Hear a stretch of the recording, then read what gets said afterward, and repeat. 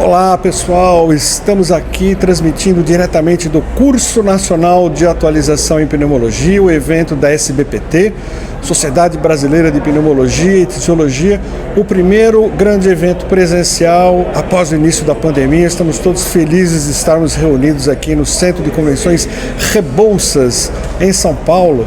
E eu tenho o prazer de ter ao meu lado o meu amigo Dr. Sidney Bombarda. Dr. Sidney Bombarda coordenou a primeira sessão do dia sobre tuberculose, sobre micobactérias não tuberculosas, apresentou dados importantes e interessantes. Eu gostaria de começar conversando com o Sidney.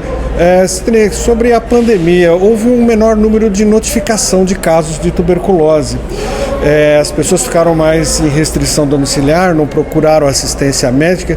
Que impacto isso pode trazer para o controle da tuberculose no Brasil? Bom, então muito obrigado, Mauro, muito obrigado à Opinião Imagem, um prazer falar com você, Mauro, por Opinião Imagem. Então realmente isso é um grande problema com o qual nós estamos convivendo no momento, né? Então o que aconteceu na pandemia? É de conhecimento de todos que todos os esforços dos serviços de saúde e dos próprios pacientes estavam voltados para a Covid-19. Né? E que com isso muitas das doenças elas ficaram, vamos dizer, em segundo plano, né? E entre elas a tuberculose. Então nós somos um país com alta carga de tuberculose e nesse período de pandemia, principalmente nos períodos mais críticos de pandemia, houve uma procura muito menor dos serviços de saúde pelos pacientes com sintomas respiratórios decorrentes da tuberculose, uma vez que esses sintomas se confundem, né? Os sintomas da Covid com sintomas da tuberculose. E você agora coordenou essa sessão que foi muito interessante com a doutora Tatiana, a doutora Fernanda, falando sobre diagnóstico da tuberculose, da micobactéria não tuberculosa. O que você poderia destacar para o nosso amigo que não pôde estar aqui presente, está acompanhando pelas redes sociais, os destaques dessa sessão?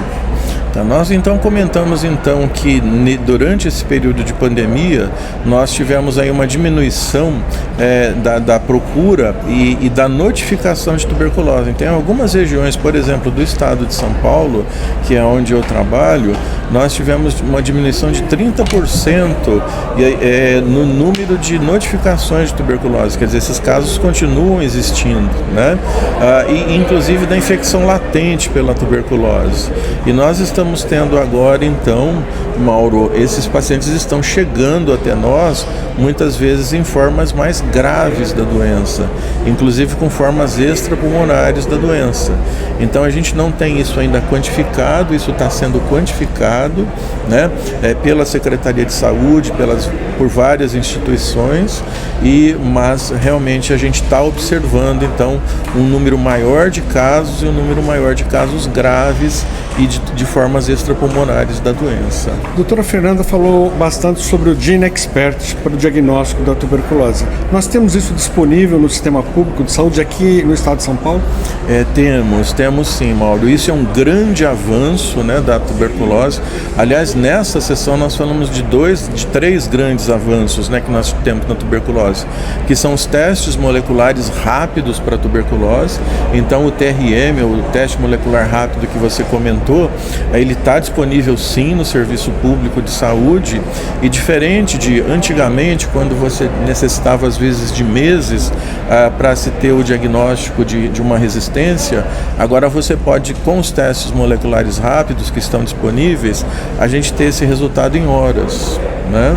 Então isso é um grande avanço, foi destacado pela doutora Fernanda. A professora Tatiana também falou do IGRA, né?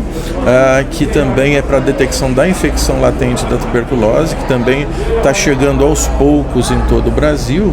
E também um outro avanço que foi destacado nessa sessão foi o uso da rifapentina para o tratamento da infecção latente da tuberculose.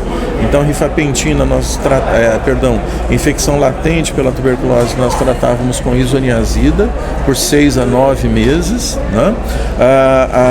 Ou então com rifampicina durante 4 meses. E com a rifapentina a gente tem doses diárias, e com a rifapentina a gente tem a possibilidade de associá-la à isoniazida uma vez por semana durante 12 semanas. Então, um avanço muito grande. O IGRA permite a gente fazer a diferenciação entre o Mycobacterium tuberculosis das outras micobactérias? Sim, o Mycobacterium, o IGRA, ele é específico para o Mycobacterium tuberculosis. Diferente do BCG, que em crianças, por exemplo, você pode confundi-lo com o BCG.